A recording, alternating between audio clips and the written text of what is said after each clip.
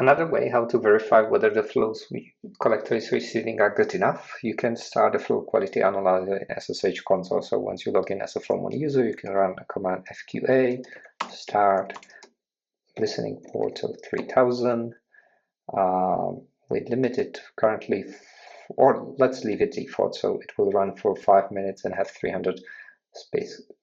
So wait for it to start. And we can actually stop it whenever we have good enough data. So let's give it some time and wait for have a couple of megs at least. Okay, I think that should be enough. So let's press Ctrl / to get into the analysis. So you need to wait a bit before it will finish the analysis.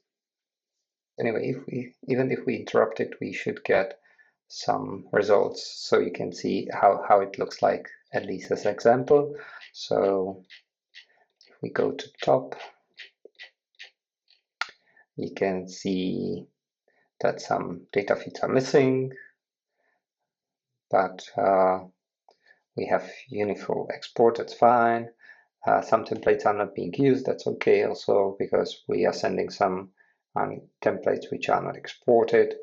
Then you see there is a communication pair, so you can observe that what we have seen in the UI as well.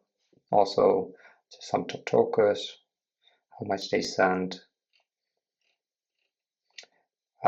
Then you see the fields which are being sent, so hour and like normal. It reports that there is something before. I'm not sure whether that actually makes sense, because I haven't seen any, but potentially there can be a problem like that. We have some overlapping flows, interesting. But then TCP flags are present, that's good. We have various protocols, ICMP codes, type of service is being used as well a bit. Then you see active and inactive timeout, which are being sent, approximated, and that's pretty much it.